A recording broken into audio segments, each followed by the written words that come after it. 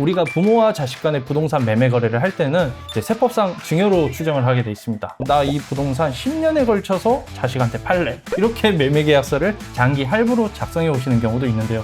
이 경우도 문제가 됩니다.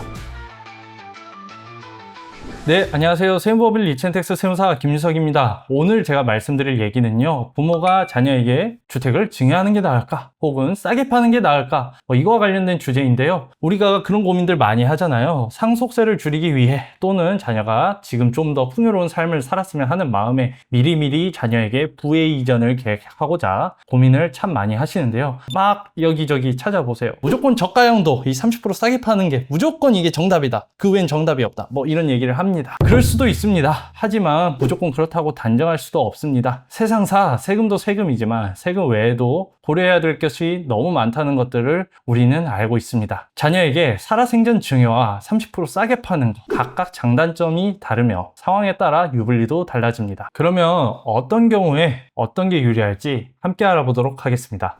첫째, 부모가 다주택자인 경우입니다. 이 경우에 30% 싸게 자녀에게 양도할 경우 증여세는 피할 수 있겠죠. 근데 양도세는 내야 됩니다. 우리가 다주택자니까 1세대 1주택 비과세가 안 되겠죠. 그러면은 양도세 계산을 해야 되는데, 가족한테 싸게 팔 경우 양도가액을 시가에 맞춰서 재계산합니다. 시가가 예를 들어서 10억이야. 근데 자녀한테 7억을 팔어. 근데 양도세 계산할 때는 양도가액이 이 7억이 아니라 여기 10억이라는 거죠. 자, 그렇게 또 재계산을 하고요. 그리고 또 다주택자 중과 제도가 26년 5월 9일까지 현재 유예되어 있는 상황인데, 이게 현재 또 부활을 할 수가 있겠죠. 양도가액이 7억에서 10억까지 또 올라가서 3억이 업됐는데 여기다가 세금이 20% 다주택자 중과까지 된다라고 하면은 이 양도세 부담이 매우 커지는 상황도 생길 수가 있습니다. 이런 경우에는 증여세를 좀 내더라도 양도보다는 증여가 좀 더 유리할 수 있겠죠. 네, 두 번째 경우, 자녀가 경제적으로 조금 어려운 경우예요. 우리가 부모와 자식 간의 부동산 매매 거래를 할 때는 이제 세법상 증여로 추정을 하게 돼 있습니다. 그러면 증여가 아니라는 것을 이제 입증을 해야 되는데, 그 매매 거래라는 거를 입증을 하기 위해서 그 양도 대금이 자식에게서 엄마한테 지불된 이체증을 조금 양도소득세 신고할 때 첨부를 합니다. 근데 또 이렇게 생각하시는 분들이 있어요.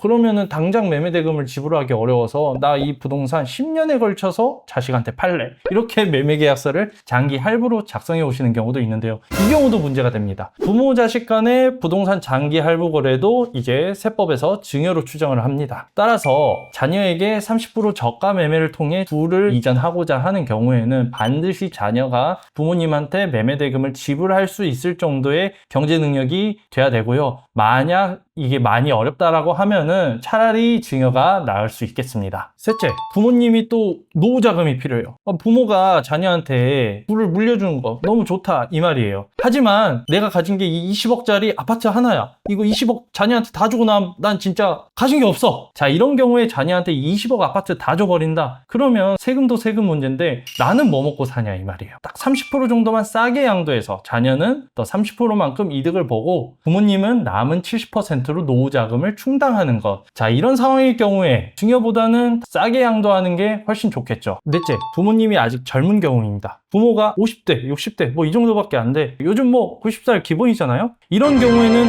증여가 더 유리합니다. 그 이유는 상속 개시 전 10년 이내 증여한 재산, 우리 합산하는 상속세 규정 알죠? 자, 그럼 이거를 피하려면 어떻게 해야 되냐? 상속세는 뭉쳐있는 상속재산 덩어리로 현행 상속세법에선 계산을 하죠. 이거를 미리미리 증여로 계속 덩어리를 덜어내야 돼. 자, 이거를 덜어내야 되는데 살아생전 30% 싸게 양도하는 경우 70% 부분은 이 덩어리 안에 계속 있단 말이에요. 그러면 결국엔 상속재산이 되고 나중엔 부모님의 상속세가 발생합니다. 하지만 증여로 부모의 상속재산 덩어리를 계속해서 줄여나갈 경우 지금 낸 증여세가 나중에 상속세보다 훨씬 더 적다. 예를 들어서 지금 증여세 낸다라고 하면 20% 30%인데 나중에 우리 엄마 아빠 이 덩어리가 엄청 커. 막 이따만해. 그래서 50%의 상속세율이 나온다 하면은 미리미리 덜어내서 이 상속세율과 증여세율의 차이를 이용해서 절세를 한다라고 하면은 증여가 훨씬 유리하죠. 반면에 부모님이 조금 고령이다. 내가 지금 증여를 받아서 상속재산 덩어리를 줄였는데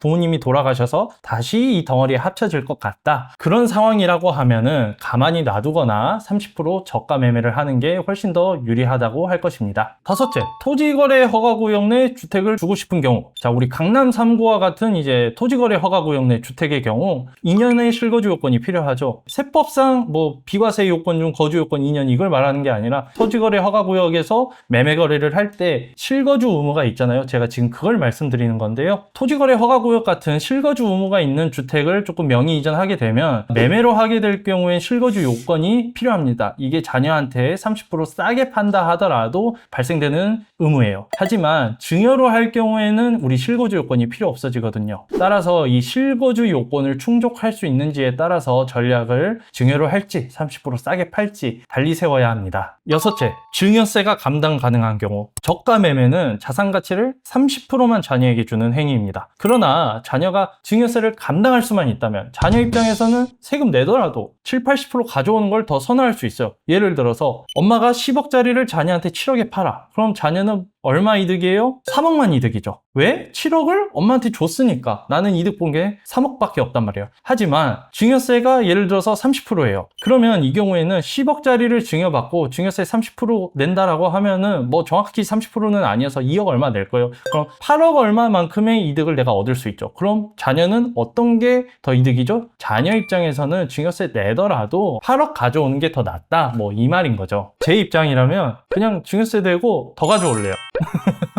네, 마지막인데요. 이제 특정 자녀에게 더 주고 싶은 경우입니다. 더 이쁜 자식이 있다거나 예를 들어서 효자 혹은 아픈 손가락이 있습니다. 더 챙겨주고 싶은 이 경우 고민하는 게 내가 지금 증여로 더 챙겨줬다가 나중에 이 애들끼리 유류분이라든지 이 상속 재산 가지고 분쟁이 생기면 어떡하냐입니다. 이럴 때는 30% 자녀에게 저가 매매를 이용해서 특정 자녀가 조금 더 이득을 보게 세팅을 조금 해줄 수 있는데요. 살아생전 증여는 유류분을 산정할 때 예를 들어 10년 전에 증여했든 20년 전에 증여했든 이 기간 제한 없이 이 무조건 이 유류분 산정할 때 기초재산에 포함을 합니다. 하지만 30% 저가로 싸게 자녀에게 주는 것은 또 이 유류분 산정이 기초재산에 더 포함이 되지 않아요. 내가 아픈 손가락 혹은 효자, 효녀 얘한테 3억 더 줬네? 야, 나 가더라도 애들끼리 이 3억 가지고 싸우는 일은 없겠지 하고 안심을 할 수 있는 게 30% 저가 양도 방법이다 라고 말할 수 있겠습니다.